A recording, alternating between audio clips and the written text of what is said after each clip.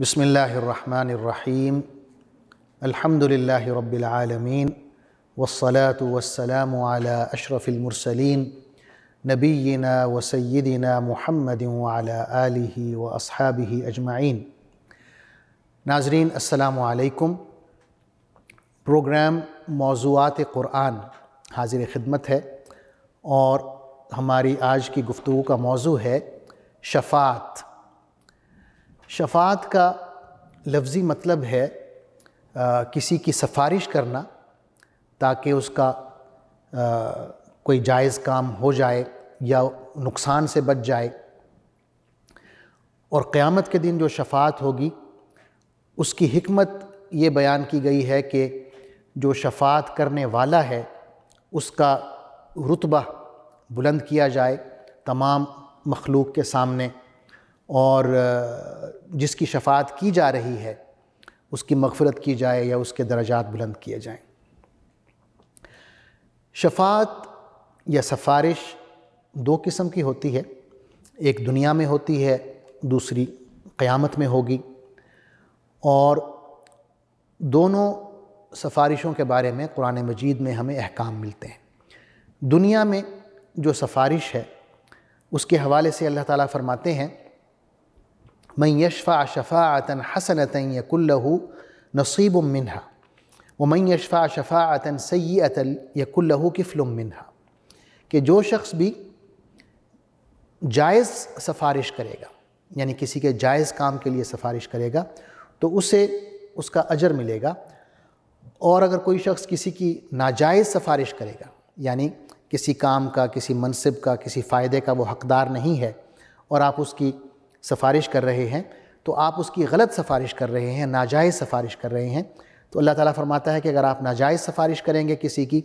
تو اس کا جو گناہ ہے، اس کا جو وبال ہے وہ آپ پر آئے گا۔ قرآن مجید میں شفاعت کا بہت مقامات پر ذکر ہے۔ قیامت کے روز جو شفاعت ہوگی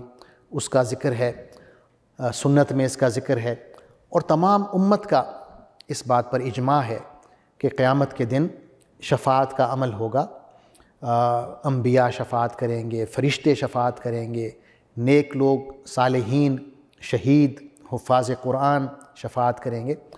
اور سب سے بڑھ کر جن کی شفاعت ہوگی وہ حضرت محمد صلی اللہ علیہ وسلم کی شفاعت ہے۔ شفاعت کی کچھ شرائط علماء نے لکھی ہیں۔ سب سے پہلی شرط یہ ہے کہ جس شخص کی شفاعت کی جا رہی ہے وہ مسلمان ہو، کیونکہ کافروں کی شفاعت نہیں ہوگی۔ قرآن مجید میں اللہ تعالیٰ فرماتے ہیں وَأَنذِرْهُمْ يَوْمَ الْآزِفَةِ إِذِ الْقُلُوبُ لَدَى الْحَنَاجِرِ كَاظِمِينَ مَا لِلظَّالِمِينَ مِنْ حَمِيمٍ وَلَا شَفِيعٍ يُطَاعُ، کہ اے نبی صلی اللہ علیہ وسلم ڈرا دو ان لوگوں کو اس دن سے جو قریب آ لگا ہے، جب کلیجے منہ کو آ رہے ہوں گے اور لوگ چپ چاپ غم کے گھونٹ پیے کھڑے ہوں گے۔ ظالموں کا نہ کوئی مشفق دوست ہوگا اور نہ کوئی شفاعت کرنے والا جس کی بات مانی جا سکے۔ امام بیہقی فرماتے ہیں کہ اس آیت میں ظالم سے مراد کافر ہے۔ تو یہ پہلی شرط ہے کہ جس کی شفاعت کی جا رہی ہے وہ مسلمان ہو، کافر نہ ہو۔ دوسری شرط یہ ہے کہ اللہ تعالیٰ کا شفاعت کرنے والے سے اور جس کی شفاعت کی جا رہی ہے اس سے دونوں سے راضی ہونا، یعنی اللہ اس شخص سے راضی ہو جو شفاعت کر رہا ہے اور اس شخص سے بھی راضی ہو جس کے حق میں شفاعت کی جا رہی ہے۔ قرآن مجید میں اللہ تعالیٰ فرماتے ہیں سورہ نجم میں وَكَم مِّن مَلَكٍ فِي السَّمَاوَاتِ لَا تُغْنِي شَفَاعَتُهُمْ شَيْئًا إِلَّا مِن بَعْدِ أَن يَأْذَنَ اللَّهُ لِمَن يَشَاءُ وَيَرْضَىٰ، کہ آسمانوں میں بہت سے فرشتے موجود ہیں جن کی سفارش کسی کام نہیں آ سکتی جب تک اللہ تعالیٰ اپنی خوشی کے ساتھ جس کے لیے چاہے سفارش کی اجازت دے۔ جب یہ اجازت ہو جائے گی اور اللہ کی رضا بھی اس میں شامل ہو جائے گی تب یہ سفارش کا یا شفاعت کا جو عمل ہے وہ ہوگا۔ یا ایک مقام پہ ہم پڑھتے ہیں فرشتوں کے حوالے سے ہی اللہ تعالیٰ بیان فرما رہے ہیں وَلَا يَشْفَعُونَ إِلَّا لِمَنِ ارْتَضَىٰ وَهُم مِّن خَشْيَتِهِ مُشْفِقُونَ کہ یہ فرشتے جو ہے کسی کی سفارش نہیں کرتے سوائے ان کے جن کے حق میں سفارش سننے پر اللہ تعالیٰ راضی ہو، اور یہ جو فرشتے ہیں اللہ کی ہیبت سے ڈرتے رہتے ہیں۔ اسی طرح یہ بھی بیان کیا گیا ہے کہ شفاعت سے پہلے اللہ تعالیٰ سے اجازت بھی لینا ہوگی۔ سورہ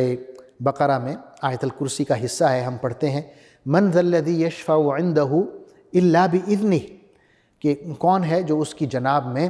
اس کی اجازت کے بغیر سفارش کر سکے، یعنی کوئی نہیں، کوئی سفارش نہیں کر سکتا جب تک اللہ کی اجازت حاصل نہ کر لی جائے۔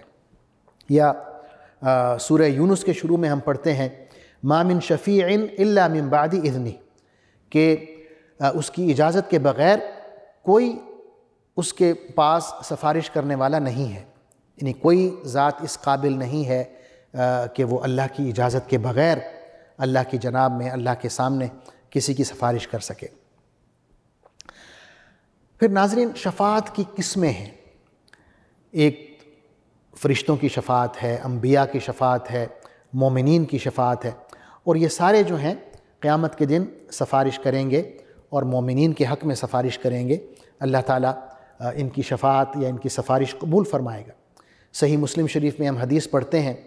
کہ یہ حدیث قدسی ہے جس میں اللہ تعالیٰ فرماتے ہیں شفاعت الملائکہ وشفع النبیون وشفع المؤمنون ولم يبق الا ارحم الراحمین، کہ اللہ تعالیٰ فرمائیں گے کہ فرشتے شفاعت کر چکے ہیں، انبیاء بھی شفاعت کر چکے ہیں، مومنون جو ہیں اللہ کے نیک بندے مومن جو ہیں وہ بھی شفاعت کر چکے ہیں، اب صرف ارحم الراحمین باقی رہ گیا ہے، یعنی اللہ جو ہے وہ اپنی رحمت دکھانے والا ہے۔ پھر فرمایا فَيَقْبِضُ قَبْضَةً مِّنَ النَّارِ فَيُخْرِجُ مِنْهَا أَقْوَامًا لَمْ يَعْمَلُوا خَيْرًا قَطْ، کہ اللہ تعالیٰ ایک مٹھی جہنم سے بھر کے نکالیں گے اور ان لوگوں کو نکالیں گے جنہوں نے دنیا میں اپنی زندگی میں کبھی کوئی خیر کا کام نہیں کیا ہوگا۔ پھر فرمایا قد عادوا حمما، وہ لوگ جو ہوں گے جنہیں اللہ تعالیٰ جہنم سے نکالے گا ان کی کیفیت یہ ہوگی کہ وہ جل کے کوئلے کی طرح ہو چکے ہوں گے۔ فیلقیہم فی نہر فی افواہ الجنہ یقال لہ نہر الحیاہ، اللہ تعالیٰ ان لوگوں کو جنت کے باہر ایک دریا میں ڈال دیں گے، یہ دریا جو ہے اس کا نام نہر الحیات ہے، یعنی زندگی کا دریا۔ پھر فرمایا فیخرجون کما تخرج الحبۃ فی حمیل السیل، کہ وہ اس دریا سے اس طرح نکلیں گے جیسے بیج پودے بن کر نکلتے ہیں، یعنی ان کے جو جلے ہوئے جسم ہوں گے وہ ٹھیک ہو جائیں گے، اللہ تعالیٰ انہیں ٹھیک کر کے پھر جنت میں داخل کرے گا۔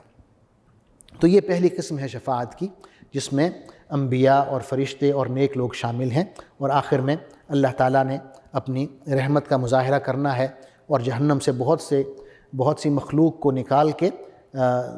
دریائے زندگی میں ڈال کے ان کو ٹھیک کر کے پھر جنت میں داخل کرنا ہے۔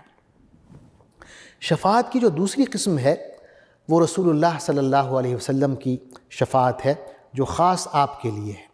اور آپ صلی اللہ علیہ وسلم کی جو شفاعت ہے اس کی بھی بہت سی قسمیں ہیں، 6-7 قسمیں علماء نے بیان کی ہیں۔ سب سے پہلی جو قسم ہے شفاعت کی اسے شفاعت عظمیٰ کہتے ہیں، کہ سب سے بڑی شفاعت، اور یہ جو شفاعت ہے تمام انسانیت کے حق میں ہوگی، اور یہ آپ صلی اللہ علیہ وسلم کا اعزاز ہوگا، یہ شفاعت جو ہے آپ کے حصے میں آئے گی۔ حدیث میں آتا ہے کہ حضور اکرم صلی اللہ علیہ وسلم نے فرمایا کہ میرے لیے تم اس شفاعت کا اللہ سے دعا کرو، اور اسے آپ صلی اللہ علیہ وسلم نے الوسیلہ کہا ہے۔ آپ نے فرمایا کہ جب اذان ہوتی ہے تو تم مؤذن کے ساتھ ساتھ اس کے الفاظ دہراؤ، جب مؤذن کہے اللہ اکبر تو تم بھی اللہ اکبر کہو، جب وہ کہے اشہد ان لا الہ الا اللہ تم بھی یہی کہو، جب وہ کہے اشہد ان محمد رسول اللہ تم بھی یہی دہراؤ، جب وہ حی علی الصلاۃ اور حی علی الفلاح کہے تو تم کہو لا حول ولا قوۃ الا باللہ، اور جب وہ پھر سے اللہ اکبر لا الہ الا اللہ کہے تب بھی تم یہ اس کے بعد دہراؤ۔ اس کے بعد جو اذان کے بعد کی دعا ہے وہ پڑھو، اور حضور صلی اللہ علیہ وسلم پر درود و سلام بھیجو۔ اذان کی دعا میں ہم دیکھتے ہیں اللہم رب هذه الدعوة التامة والصلاة القائمة آت محمدا الوسیلہ، کہ اے نبی، اے اللہ رسول اللہ صلی اللہ علیہ وسلم کو وسیلہ عطا فرما، والفضیلہ، اور فضیلت عطا فرما، اور مقام محمود کی دعا کرتے ہیں کہ یہ جو مقام ہے حضور صلی اللہ علیہ وسلم کو عطا کیا جائے۔ تو آپ نے فرمایا کہ یہ جو مقام محمود ہے یہی شفاعت عظمیٰ ہے جو حضور اکرم صلی اللہ علیہ وسلم کو بطور اعزاز کے عطا کی جائے گی، اور یہ تمام انسانیت کے لیے ہوگی۔ آپ صلی اللہ علیہ وسلم کی شفاعت کی جو دوسری قسم ہے وہ یہ ہے کہ جو مومن جنت میں داخل ہو گئے ہیں ان کے حق میں وہ شفاعت ہوگی کہ انہیں مزید جنت میں اعلیٰ مقام دیا جائے، ان کے درجات جو ہیں مزید بلند کیے جائیں، بڑھائے جائیں۔ آپ صلی اللہ علیہ وسلم کی شفاعت میں جو تیسری قسم ہے وہ ان لوگوں کے لیے ہے، ان مسلمانوں کے لیے ہے جن کی اچھائیاں اور برائیاں برابر برابر ہوں گی۔ یعنی جیسا کہ ہمارا عقیدہ ہے کہ اعمال کو تولا جائے گا میزان میں، تو یہ وہ لوگ ہوں کہ ان کی نیکیاں اور برائیاں برابر برابر ہو جائیں گی، تو ان کے حق میں رسول اللہ صلی اللہ علیہ وسلم شفاعت کریں گے کہ ان کی بخشش کر دی جائے اور انہیں جنت میں داخل کر دیا جائے۔ اسی طرح وہ مسلمان جو اہل توحید ہوں گے، انہوں نے شرک نہیں کیا ہوگا لیکن ان کے دیگر گناہ ہوں گے جن کی وجہ سے انہیں جہنم میں جانا پڑے گا، ان کے حق میں حضور اکرم صلی اللہ علیہ وسلم شفاعت کریں گے کہ انہیں معاف کر دیا جائے اور انہیں جنت میں داخل کیا جائے۔ اسی طرح حدیث میں ہم پڑھتے ہیں کہ مسلمانوں میں 70,000 لوگ ایسے ہوں گے جو بغیر کسی حساب کے جنت میں داخل کر دیے جائیں گے، اور یہ بھی حضور اکرم صلی اللہ علیہ وسلم کی شفاعت ہوگی۔ یہ 70,000 لوگ وہ ہوں گے جو یہ جو جھاڑ پونچھ کرتے ہیں لوگ، تعویذ گنڈے کرتے ہیں، یہ ان چیزوں میں نہیں پڑیں گے، بلکہ صرف اور صرف اللہ پر بھروسہ کرتے ہوئے اللہ پر توکل کریں گے، اور کسی یہ جو سپرسٹیشس چیزیں ہوتی ہیں، وہمیات ہوتے ہیں، تعویذ گنڈے ہیں، ان میں نہیں پڑتے۔ تو یہ 70,000 لوگ ہوں گے مسلمان، ان کے حق میں رسول اللہ صلی اللہ علیہ وسلم شفاعت کریں گے اور یہ بغیر حساب کے جنت میں داخل کیے جائیں گے۔ آخر میں چند اعمال کا ذکر کرتا ہوں جو اگر ہم کریں تو انشاءاللہ ہم رسول اللہ صلی اللہ علیہ وسلم کی یا قرآن کی شفاعت کے حقدار بن سکتے ہیں۔ مثلا حدیث میں آتا ہے کہ اگر ہم کثرت سے تلاوت قرآن کرتے ہیں تو قیامت کے دن قرآن مجید ہمارے لیے بطور شافع کے، بطور سفارشی کے آئے گا، اور وہ اللہ سے سفارش کرے گا کہ اس شخص کو بخش دیا جائے۔ حدیث میں آتا ہے اقرؤوا القرآن فإنه يأتي يوم القیامة شفیعا لأصحابہ، کہ قرآن کو پڑھو، قیامت کے دن یہ شافع بن کے ان لوگوں کے لیے آئے گا جو اس کی تلاوت کرتے تھے۔ یا روزے کا عمل ہے، حدیث میں آتا ہے کہ اگر آپ روزہ رکھتے ہیں تو روزہ بھی بطور شافع کے پیش ہو جائے گا اللہ کے حضور اور شفاعت کرے گا۔ حدیث میں آتا ہے الصیام والقرآن یشفعان للعبد، کہ یہ جو روزے ہیں اور قرآن یہ دونوں بندے کی شفاعت کریں گے۔ پھر فرمایا یقول الصیام ای ربی انی منعتہ الطعام والشہوات، کہ روزے جو ہیں وہ یہ کہیں گے کہ اے میرے پروردگار، میں نے اس بندے کو کھانے پینے سے روک دیا، اپنی خواہش نفس پوری کرنے سے روک دیا، تو تو مجھے اس کے حق میں میری شفاعت قبول فرما۔ قرآن کہے گا کہ اے میرے پروردگار، میں نے اس کو رات کو جگائے رکھا، سونے سے منع کیا۔ یہ نماز تراویح کی طرف ذکر ہے، اشارہ ہے جو ہم رمضان المبارک میں پڑھتے ہیں، اس میں ہم جاگتے ہیں، تہجد پڑھتے ہیں۔ تو قرآن جو ہے وہ ہمارا شفیع بن کے آ جائے گا اور اللہ کے سامنے سفارش کرے گا کہ اے اللہ، میں نے اس کو راتوں میں جگائے رکھا، تو میری شفاعت اس کے حق میں قبول فرما۔ تو ان دونوں کی شفاعت جو ہے اللہ تعالیٰ قبول فرمائیں گے، روزوں کی بھی اور قرآن کریم کی بھی۔ اسی طرح حضور اکرم صلی اللہ علیہ وسلم نے فرمایا ہے کہ جو شخص اللہ کی راہ میں شہید ہو جاتا ہے تو وہ اپنے اہل خانہ میں سے اپنے خاندان کے 70 افراد کے حق میں سفارش کر سکتا ہے۔ اسی طرح حافظ قرآن کے حوالے سے ہے کہ اللہ تعالیٰ اس کی وجہ سے